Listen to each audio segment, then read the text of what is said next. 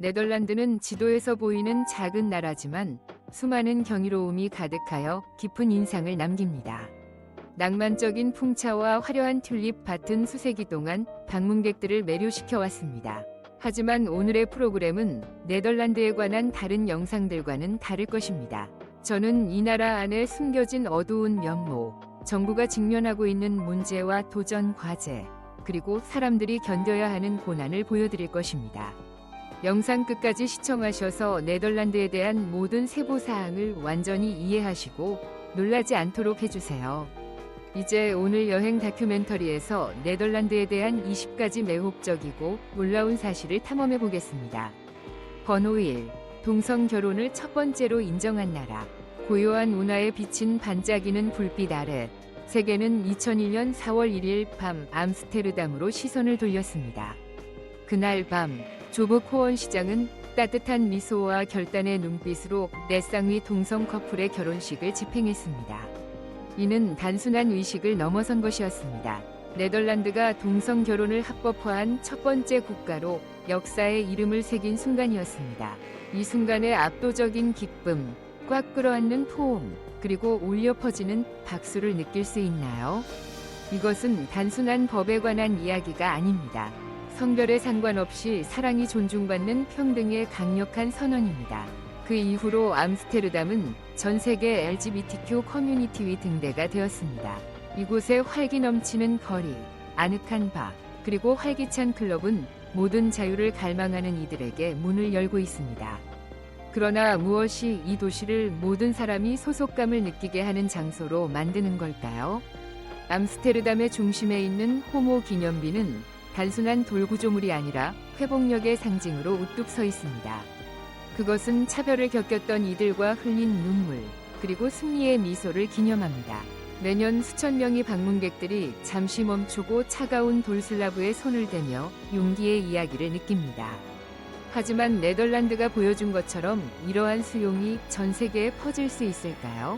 이 나라의 경이로움을 발견하는 여정은 여전히 더 큰 놀라움을 안고 있습니다. 번호 2. 가장 독립적인 여성들이 있는 땅입니다. 네덜란드 여성의 자연스러운 매력에 대해 들어보셨을 수도 있지만 암스테르담에 발을 내디디거나 튤립밭 옆에 평화로운 마을을 거닐어야 그들의 독특한 매력을 진정으로 느낄 수 있습니다. 평균 신장은 약 1.70m의 신장을 가진 네덜란드 여성들은 세계에서 가장 높은 인구 중 하나로 그들의 키뿐만 아니라 전문 자전거 선수처럼 날씬하고 탄탄한 몸매를 유지하는 것으로도 눈에 띕니다. 그들의 메이크업 스타일은 보통 최소한으로 자연스럽고 신선한 룩을 추구합니다. 간단한 헤어스타일은 종종 포니테일로 묶거나 부드럽게 흐르게 하여 우아하고 자신감 있는 외모를 더욱 강조합니다. 국제 방문객들을 종종 놀라게 하는 하나의 흥미로운 습관은 네덜란드식 대접, 관습으로 각자 자신의 식사를 지불하는 것입니다. 이는 평등과 독립성을 표현하는 방법으로 여겨집니다. 데이트 중에 그녀가 미소를 지으며 자신의 몫을 간편하게 지불하는 모습을 보더라도 놀라지 마세요. 이 제스처는 차갑거나 어색한 것이 아니라 자기 존중, 재정적 독립, 공정함을 나타내는 방법일 뿐입니다. 연애를 할 때도 네덜란드 여성들은 파트너에 대한 존중의 표시로 이 습관을 유지하는 경향이 있어 그들의 관계가 항상 균형 잡히고 평등하다는 것을 보여줍니다. 강하고 독립적이긴 하지만 많은 네덜란드 여성들은 외국인과 친구가 되거나 결혼하는 것에 대해 매우 개방적입니다. 그들의 열린 마음, 솔직함, 실용성은 전 세계의 사람들과 쉽게 연결될 수 있게 합니다. 따라서 만약 당신이 커피에 초대받아 그녀가 네덜란드식으로 각자 비용을 내요 라고 한다면 그것을 어색하게 느끼지 말고 친절한 제스처로 받아들이세요. 그리고 네덜란드 여성들과 친구가 되고 싶다면 댓글에 숫자 8을 남겨주세요. 이제 네덜란드 정부가 직면하고 있는 우려스러운 현실과 주요 문제로 넘어가 보겠습니다. 번호 3. 네덜란드는 세계에서 키가 가장 큰 남성을 가진 나라 중 하나입니다. 네덜란드인은 평균 신장이 남성은 약 184cm, 여성은 171cm로 세계에서 가장 키가 큰 인구로 알려져 있습니다. 사실 네덜란드 남성은 전 세계 평균 신장에서 루안다의 투치족과 남수단 남성 다음으로 높은 순위를 차지합니다. 그러나 이는 항상 그런 것은 아니었습니다. 18세기 중반의 네덜란드 군인들은 평균적으로 약 165cm의 키 정도였습니다. 여러 다른 유럽 국가들과 비교했을 때 네덜란드 사람들의 키는 상당히 짧습니다. 거의 200년에 걸쳐 네덜란드인의 키는 유전적 요인과 생활 환경의 조합 덕분에 극적으로 증가했습니다. 1935년부터 1967년까지 북부 네덜란드에서 9만 4천 명 이상의 사람들을 추적한 런던 위생 열대의학학교의 대규모 연구에 따르면 더 키가 큰 남성들이 자녀를 더 많이 갖는 경향이 있었으며 이는 자연 선택의 한 형태로 인해 키 증가에 기여했을 수 있습니다. 그러나 유전자가 전부는 아닙니다. 우유, 치즈, 요구르트와 같은 유제품에서 오는 칼슘과 단백질이 풍부한 식단과 발전된 건강관리 시스템, 이상적인 생활 환경도 성장 촉진에 중요한 역할을 했습니다. 그럼에도 불구하고 2000년대 이후 출생한 세대는 평균 키가 약간 감소하기 시작하며 이 추세는 최근 몇 년간 둔화의 징후를 보이고 있습니다. 이는 이민, 영양 변화, 현대적인 생활 방식에 영향을 받을 수 있습니다. 번호 4. 풍차. 네덜란드의 유명한 풍차들은 단순히 경치 좋은 장소일 뿐만 아니라 이 나라가 바다와 오랜 전투에서 보여준 힘과 회복력의 상징입니다. 13세기 이래로 이 거대한 구조물들은 물 관리에서 중요한 역할을 하여 범람한 땅을 비옥한 농업지역으로 변화시켰습니다.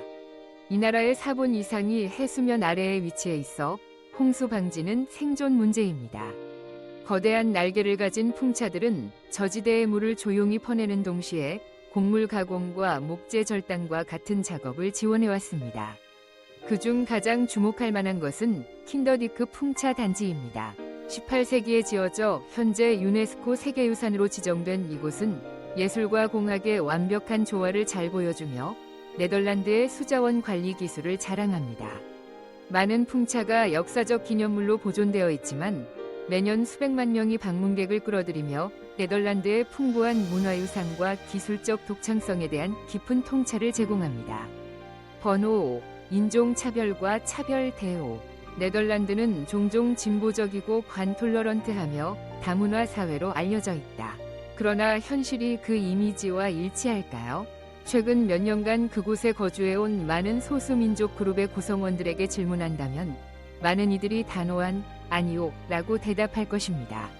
먼저 통계부터 살펴보겠습니다. 2022년 네덜란드 경찰은 인종차별과 외국인 혐오와 관련된 거의 800건의 증오 범죄를 기록했으며 4,000건 이상의 인종적으로 동기부여된 모욕 사건도 있었습니다.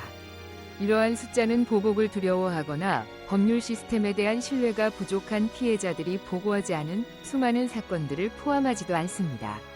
이 문제가 단순히 익명 댓글 형태로 소셜미디어에 국한된 것이라고 생각하지 마십시오. 이곳의 인종차별은 여러 형태로 제도화되었습니다. 대표적인 예로 2022년 네덜란드 외무부에서 내부 보고서가 체계적인 차별을 드러낸 스캔들이 있습니다. 유색인종 직원들은 직장에서 고립되고 빈번하게 인종차별적인 농담의 대상이 되며 심지어 경멸적인 별명을 견뎌야 했습니다. 한 직원은 동료가 아프리카 국가를 원숭이 왕국이라고 언급하는 것을 듣고 충격을 받았다고 회상했습니다. 상황이 매우 심각해져 정부는 공개 사과를 할 수밖에 없었습니다. 권력을 떠나 다시 일상으로 돌아갑시다. 여러분은 자신이 문명사회에 살고 있다고 생각할지도 모르지만 2023년 브라질 아티스트 월리스 파우는 믿을 수 없는 상황을 경험했습니다. 암스테르담의 한 호텔이 흑인 손님을 수용하지 않는다는 이유로 그의 예약을 취소했습니다. 호텔 측은 나중에 이것이 의도적인 차별 행위가 아닌 사이버 공격의 결과라고 주장했지만 실제로 누구가 이 변명을 믿을 수 있을까요? 이 사건은 입소문을 타며 유색인종과 이민자들이 정부가 주장하는 대로 제대로 대우받지 못하고 있음을 부각시켰습니다. 스포츠, 즉 국가적 자부심의 원천에서도 인종차별이 여전히 만연해 있습니다.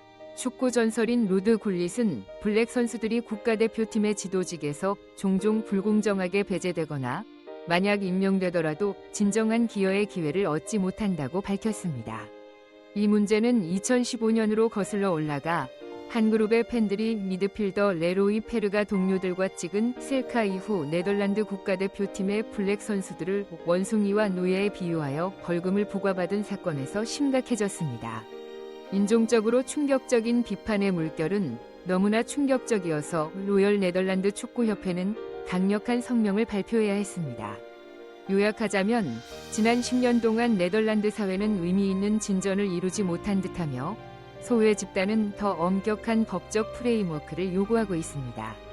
진정한 평등 공동체를 향한 길은 여전히 길고 도전으로 가득 차 있습니다. 번호 6. 오렌지색에 대한 사랑. 네덜란드 국민들은 오랜 세월 동안 오렌지색에 매료되어 이 색깔이 독특한 문화적 특성이 되었습니다. 그들의 국기에는 빨강, 하양, 파랑이지만 말이죠. 그렇다면 이 생동감 넘치는 색깔이 그들의 영적이고 사회적인 삶의 불가분의 상징이 된 이유는 무엇일까요? 그 이야기는 16세기로 거슬러 올라갑니다. 당시 오렌지 공작으로 유명한 윌리엄이 스페인 지배에 맞서 1568년에 반란을 일으켰습니다. 이 80년 전쟁은 자유로운 네덜란드 공화국의 탄생을 이끌었고 윌리엄은 새로운 국가의 아버지로 여겨집니다. 결과적으로 오렌지라는 이름은 같은 이름의 색과 밀접하게 연관되어 통합, 자유에 대한 열망, 그리고 국가적 자부심을 상징하게 되었습니다. 오늘날 오렌지에 대한 사랑은 매년 4월 27일에 기념되는 국경일인 왕의 날, 코닝 동안 여전히 생기 넘치게 이어지고 있습니다.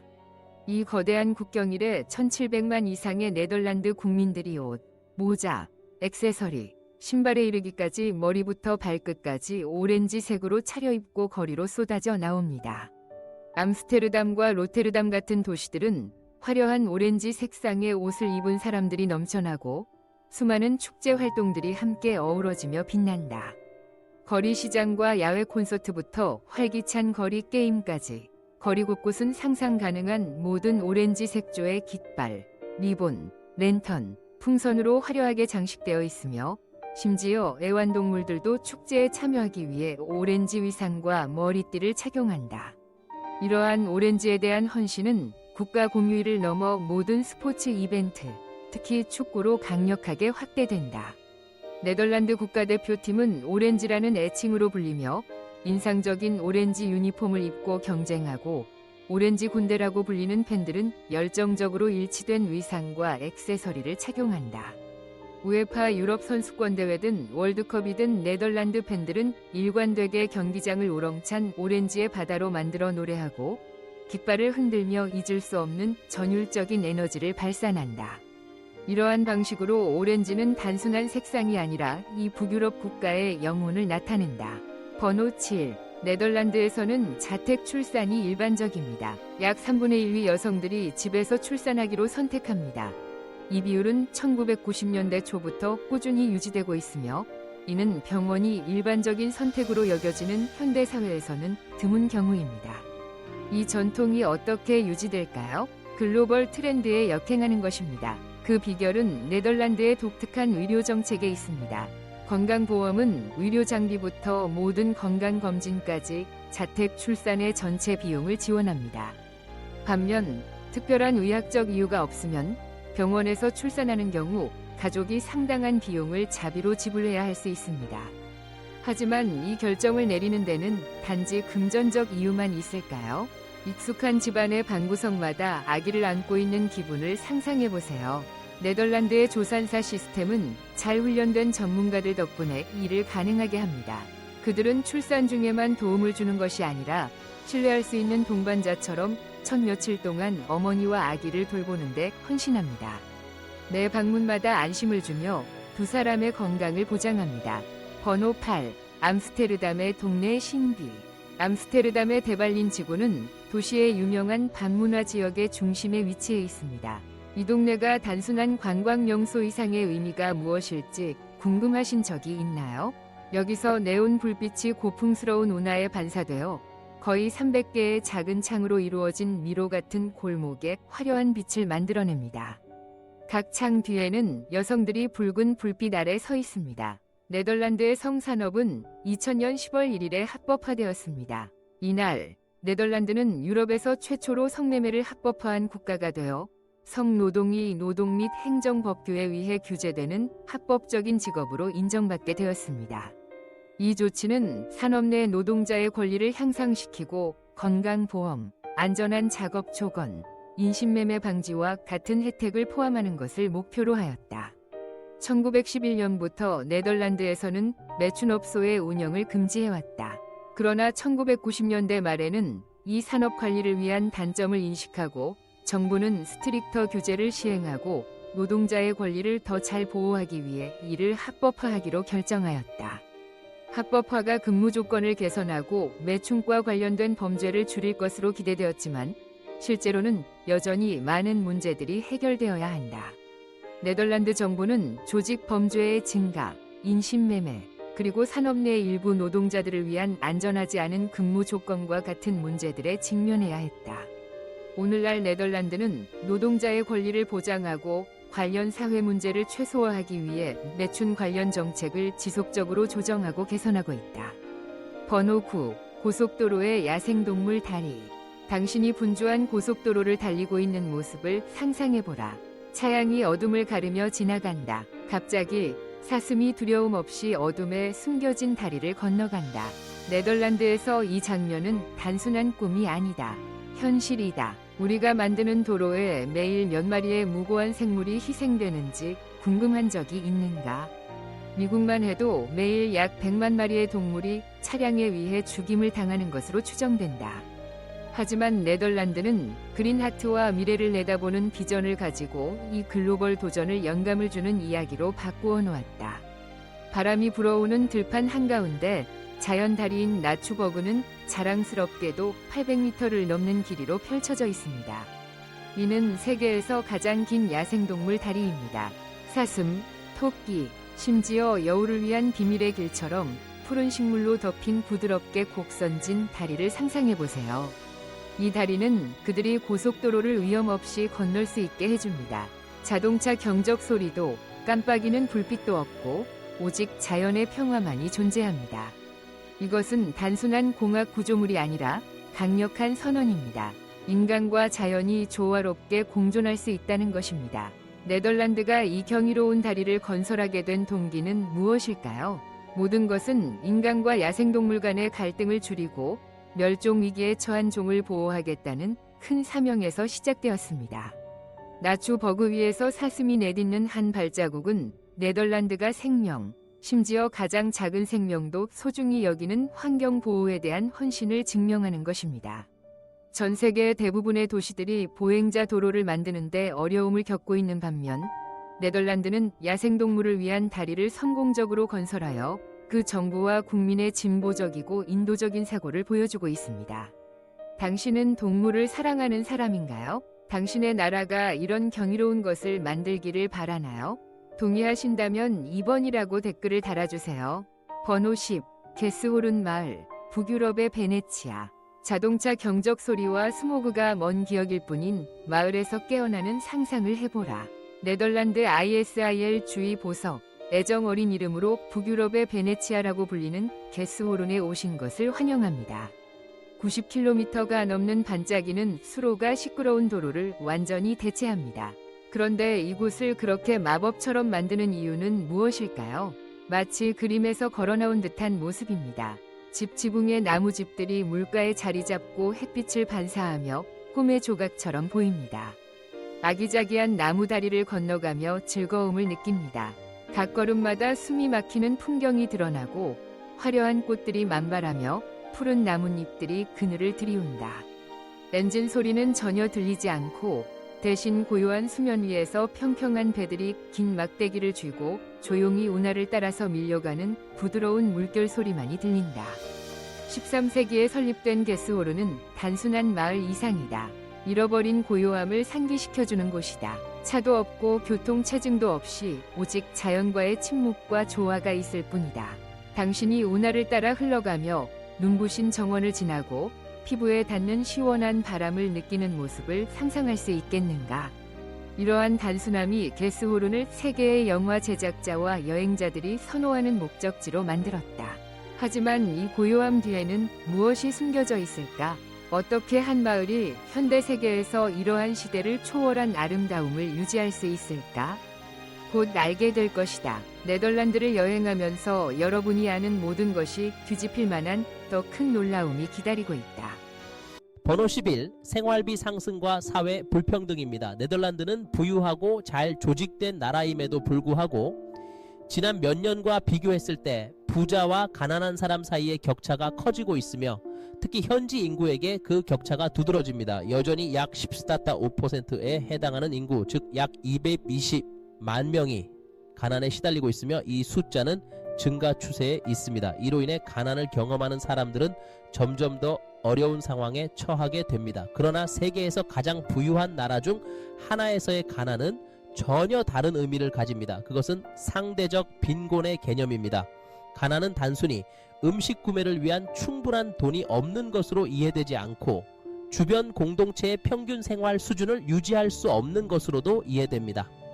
공식 기준에 따르면 개인의 연간 소득이 국가 중위 소득의 60% 이하인 경우 그 사람은 빈곤 위험에 처해 있다고 간주됩니다. 다시 말해 이는 1인 가구의 경우 연간 17,000달 이하로 생활하는 것 또는 두 자녀가 있는 부부의 경우 38,000달 이하로 생활하는 것과 같습니다. 이 금액이 꽤 많은 것처럼 들릴 수도 있지만 네덜란드에서는 주택, 에너지, 식료품의 비용이 지속적으로 상승하고 있어 여전히 너무 적습니다. 이 수치는 평균 지출 수준과 비교하면 더욱 명확해집니다.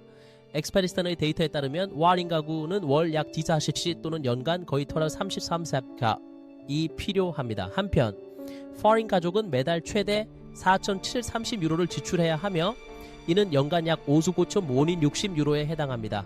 또한 네덜란드의 세금률은 시민들에게 부담이 됩니다. 네덜란드에서 일하는 단일 개인의 세금률은 36.1%입니다.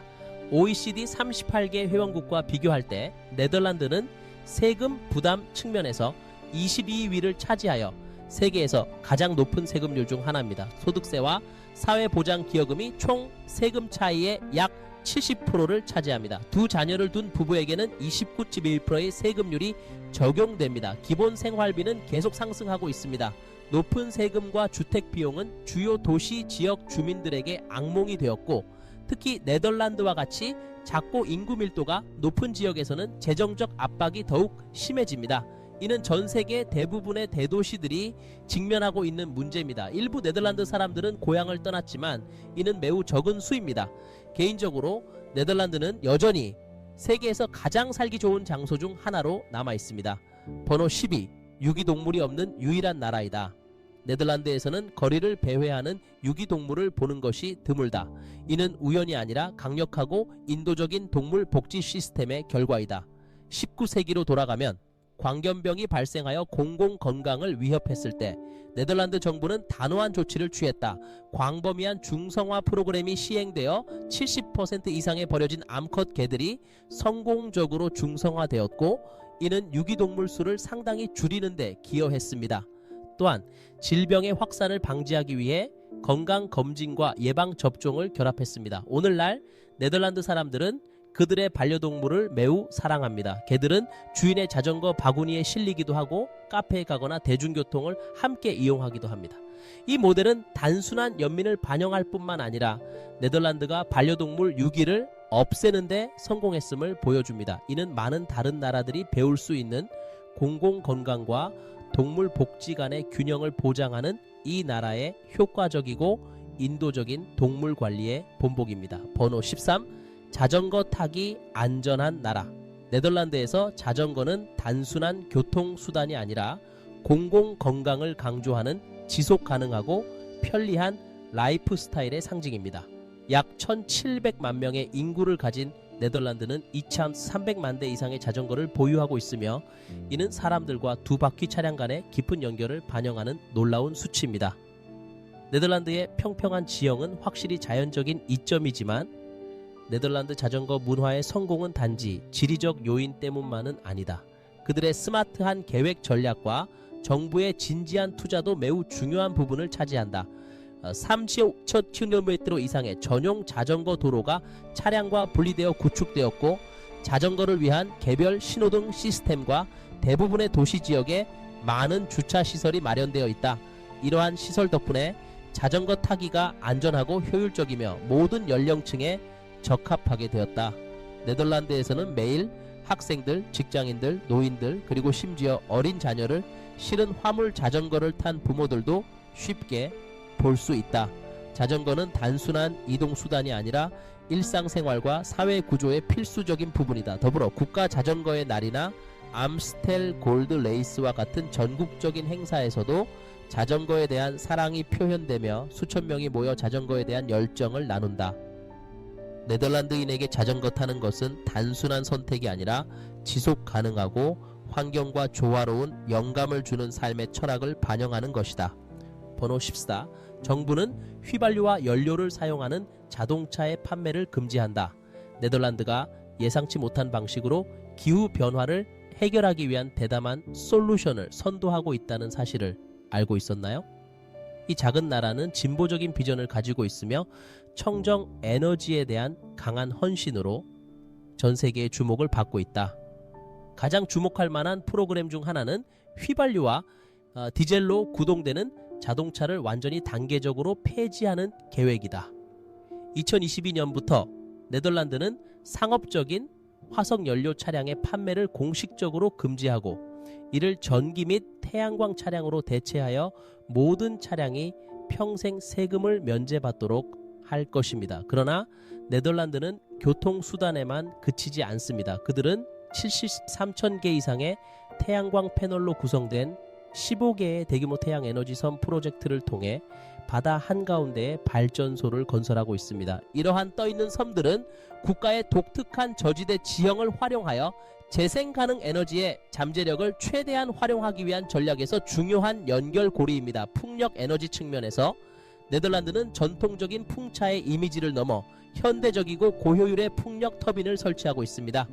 2035년까지 1100개 이상의 새로운 터빈을 가동하여 청정 전기 생산을 늘리는 것이 목표입니다. 이러한 확장 프로그램은 탄소 배출량을 줄일 뿐만 아니라 지속 가능한 미래를 위한 토대를 마련하고 시민들에게 경제적, 사회적 이익을 제공합니다. 그렇다면 네덜란드가 조용히 추진하고 있는 혁신적인 이니셔티브는 무엇일까요? 다가오는 부분을 주목하세요. 하지만 다음 섹션에서는 네덜란드 도시들이 수년간 직면해온 도전 과제 하나를 강조하겠습니다. 번호 15. 도시 과부하와 압력. 이것은 네덜란드 정부가 직면한 주요 압력 중 하나입니다. 따라서 여러분이 이를 구체적으로 시각화할 수 있도록 더 강한 표현을 사용하겠습니다. 네덜란드는 작은 나라지만 세계에서 가장 높은 인구 밀도를 가지고 있습니다. 제한된 공간에 너무 많은 사람들이 함께 살게 되면 수많은 어려움이 발생합니다. 주택시장을 예로 들어보면 요즘에는 특히 대도시에서 저렴한 집이나 아파트를 찾기가 매우 어렵습니다.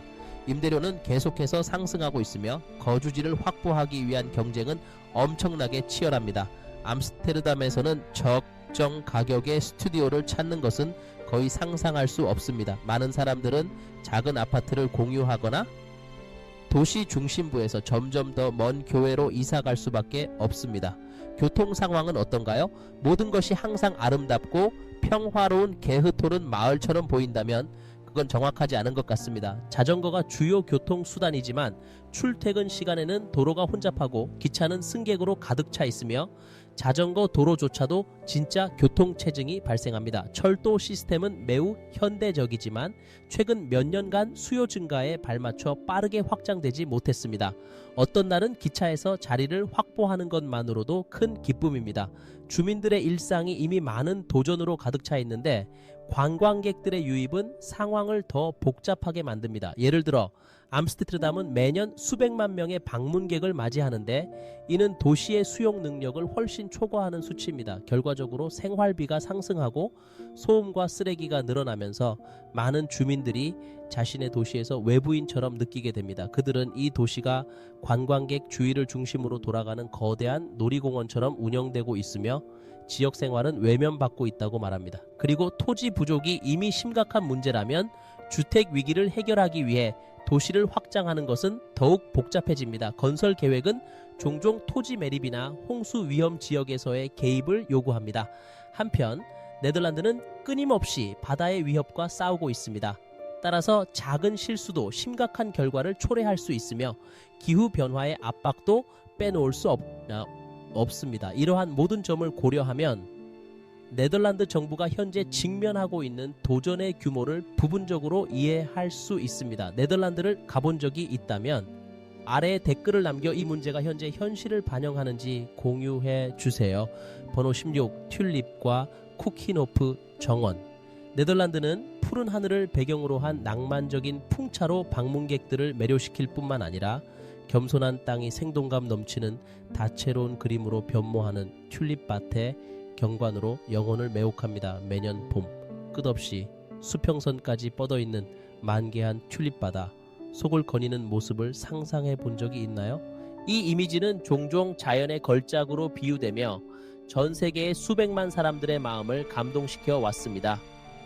유럽의 정원이라고 불리는 쿠켄호프는 리사에 위치해 있으며 꽃 애호가들에게는 반드시 가봐야 할 목적지입니다. 약 80에이커에 걸쳐 매년 700만 개 이상의 튤립 구근과 수천 개의 수선화, 히아신스, 그리고 수많은 봄 꽃들이 모입니다. 3월 하순부터 5월 중순까지 이 꽃의 천국은 아름답게 배열된 정원을 감상하기 위해 찾아오는 수많은 방문객들을 맞이합니다. 흥미롭게도 튤립은 네덜란드에서 시작된 것이 아니라 16세기의 오스만 제국에서 도입되었습니다. 처음에는 귀족들의 정원에서만 귀족과 부유함의 상징으로 나타났습니다. 17세기에는 튤립 열풍 동안 유럽 전역에서 열렬한 인기를 끌었습니다. 이 당시 한 개의 튤립 구근 가격이 암스테르담의 집 가치보다도 치솟았으며 특히 아름다운 붉은색과 흰색 꽃잎을 가진 아우구스투스 품종이 큰 인기를 끌었습니다. 비록 이 열기는 결국 어떤 금융 거품처럼 터졌지만 그 여파는 네덜란드 문화에 깊숙이 각인되어 있습니다. 오늘날 튤립은 풍차나라의 이미지와 밀접한 관련이 있는 상징으로 남아있어 여행자들에게 역사적인 여정을 제공합니다. 그러면 생기 넘치는 꽃밭 너머 네덜란드에서 어떤 다른 경이로운 것들이 당신의 발견을 기다리고 있을까요? 여행을 계속하여 알아보세요. 번호 17 네덜란드의 운하들. 암스테르담의 운하 시스템이 단지 그림 같은 풍경을 넘어서려면 무엇이 필요하다고 생각해 본 적이 있나요? 도시는 마치 살아있는 유기체의 혈관처럼 뻗어있는 이 인공강들은 네덜란드의 공학과 도시 계획에서의 독창성을 뚜렷하게 증명합니다. 17세기 찬란한 황금시대에 시작된 이 운하들은 단순한 미적 목적을 위해 만들어진 것이 아닙니다. 상업 발전, 국가 방어 강화, 그리고 가장 중요한 수자원 관리라는 세 가지 도전에 동시에 대처하기 위해 면밀히 설계되었습니다. 네덜란드의 3분의 1 이 해수면 아래에 위치하고 있는 가운데 사람들은 끊임없는 홍수의 위협을 어떻게 감당할 수 있을까요? 그 열쇠는 100km에 달하는 복잡한 운하 네트워크에 있으며 이 네트워크는 역사적인 나무다리부터 우아하게 아치형을 이루는 현대의 강철 구조물에 이르기까지 1,500개 이상의 다양한 스타일의 다리를 연결합니다. 2010년 유네스코는 이 운하 집합체를 세계유산으로 인정했습니다. 그렇다면 이것이 암스테르담과 주민들에게 어떤 의미일까요? 미학과 로맨스를 넘어서 운하 시스템은 도시 기후를 조절하고 홍수 위험을 최소화하는 데 중요한 역할을 합니다. 동시에 이들은 암스테르담의 발전 여정을 상기시켜 주는데 17세기에는 번화한 글로벌 무역 중심지로서 운하가 상품 운송의 생명선 역할을 하였고 이는 외국 상업 강국으로서의 도시의 위치를 강화하였습니다. 번호 18 알밀의 꽃경매. 20개의 축구 경기장만큼 넓은 곳을 상상해 보세요. 환호 소리가 아닌 신선한 꽃의 향기로 가득 차 있는 곳, 바로 네덜란드 꽃 산업의 중심부이자 세계에서 가장 빠르게 거래가 이루어지는 장소인 알밀의 꽃 경매입니다. 매일 세계 각지에서 수백만 송이의 꽃이 이곳으로 몰려옵니다. 상징적인 네덜란드 튤립부터 아시아, 남미, 아프리카의 이국적인 난초까지 다양합니다. 아침 몇 시간 만에 모든 꽃이 정리되고 경매에 붙여져 사라집니다. 도난당한 것이 아니라 유럽 전역의 시장으로 향하는 여정을 이미 시작했기 때문입니다. 일부는 몇 시간 후에 소비자에게 도달하기도 합니다. 어떻게 이렇게 많은 꽃을 빠르게 처리할 수 있을까요? 그 비결은 속도가 무기인 독특한 판매 시스템에 있습니다. 가격이 올라가는 전통적인 경매와는 달리 스미어스밀 방식은 반대로 시작합니다. 가격이 높게 설정된 후 누군가 버튼을 눌러 수용할 때까지 가격이 내려갑니다. 잠깐이라도 주저하면 끝내고 싶었던 전체 묶음을 놓칠 수 있습니다. 구매자들은 이곳에서 순간적으로 결정을 내려야 합니다. 주저하면 큰 대가를 치르게 되는 곳입니다. 경매장 안의 분위기는 마치 줄타기처럼 긴장감이 감돌습니다. 긴급함이 공기 중 진한 꽃향기처럼 퍼지는 것을 느낄 수 있습니다. 누가 이 기회를 잡을까요? 그리고 누가 그 기회를 놓치고 후회할까요? 100,000 제곱미터 이상의 공간과 단 몇 시간 만에 이루어지는 수천 건의 거래로 이곳은 단순한 시장이 아닙니다. 모든 초가 중요한 속도의 무대입니다. 종소리, 번쩍이는 스크린, 그리고 번개처럼 빠른 결정 속에서 그 강당에 서 있다면 어떤 기분일까요? 번호 19, 벨기에와의 이상한 국경, 네덜란드의 바를라 나사우와 벨기에 바를라 헤르토 사이의 국경은 세계에서 가장 독특한 미로 같은 국경 중 하나입니다. 이곳이 매력적인 이유는 무엇일까요? 간단한 직선이 아닌 이 경계는 거리를 가로지르고 광장과 건물 사이에 얽힌 무수한 토지 조각들로 이루어져 있습니다. 관광객들은 여러 번 국경을 넘으면서도 이를 깨닫지 못한 채 거닐 수 있습니다. 현지인에게는 그저 일상생활의 일부에 불과합니다. 그러나 방문객들에게는 놀라운 경험입니다. 벨기에 영토인 바를라 헤르토는 완전히 네덜란드 땅에 둘러싸인 22개의 작은 섬들로 구성되어 있습니다. 반대로 네덜란드의 바를라 나사우에는 벨기에에 속한 여러 작은 토지 조각도 있습니다. 총 26개의 벨기에 고립지가 네덜란드 영토 내에 흩어져 있습니다. 국경은 단순히 땅 위를 비틀고 돌아가는 것만이 아니다. 심지어 건물도 가로막고 지나간다. 라이프룸이 네덜란드에 있는 집도 있고 침실이 벨기에에 있는 집도 있다. 이를 쉽게 인식할 수 있도록 국경은 인도도로 심지어 건물벽에 새겨진 흰색 십자가로 표시되어 있다. 국경에 위치한 카페와 레스토랑에서는 손님이 테이블을 바꾸는 것만으로 두 나라를 넘나들 수 있다. 주민들은 종종 현관문의 위치에 따라 어떤 나라의 법이 적용되는지를 결정한다. 네덜란드 법에서 벨기에 법으로 바꾸고 싶다면 때로는 현관문을 국경의 반대편으로 옮기는 것만으로도 충분하다. 이러한 지리적 혼란은 매우 독특한 규제를 낳기도 했다. 예를 들어 각 지역의 상점과 반은 각자의 나라의 공휴일과 운영시간을 따라야 한다. 네덜란드 쪽은 문을 닫아야 하는데 벨기에 쪽은 여전히 활기차고 붐비는 바를 상상해보라. 그 장면은 매우 재미있으면서도 비현실적이다. 바로 이러한 특이함이 발 지역의 뚜렷한 매력을 만들어낸다. 다음 프로그램에서는 세계에서 가장 부유하고 문명화된 국가 중 하나에서 거의 누가 인지하지 못하는 문제를 탐구할 것이다. 그러나 계속하기 전에 5초만 시간을 내어 동영상을 좋아요를 누르고 채널을 구독하여 지원해 주시기 바란다. 감사합니다. 번호 20. 유럽에서 가장 낮은 나라인 네덜란드는 약 26%의 영토가 해수면 아래에 위치하며 자연의 도전에 맞서 인간의 재능과 인내를 잘 보여주는 생생한 사례입니다. 이 독특한 지형은 매력적인 마을이 점점이 박힌 광활한 평야를 만들 뿐만 아니라 이 작지만 회복력 있는 국가의 생활 방식과 문화에 영향을 미칩니다. 가장 낮은 지역인 쥘상 스웨드 플러스은 해수면 아래 6.76m 위치해 있어 세계에서 가장 홍수에 취약한 지역 중 하나입니다. 네덜란드는 어떻게 바다를 막아낼 수 있었을까요? 무엇보다도 중세시대의 간단한 흙둑으로 시작되어 해안선을 따라 수천 킬로미터에 걸쳐 강화된 발등축과 같은 거대한 둑 시스템 덕분입니다. 그러나 가장 큰 업적은 1953년 북해 홍수 재앙 이후 1997년에 완공된 델타 공사 프로젝트입니다. 이 재앙은 수천 명의 목숨을 앗아가고 수많은 재산을 파괴했습니다. 이 일련의 구조물 중에서 약 6m 길이의 폭풍 해일 장벽인 쉘 디케링이 공학적 독창성의 상징으로 두드러집니다.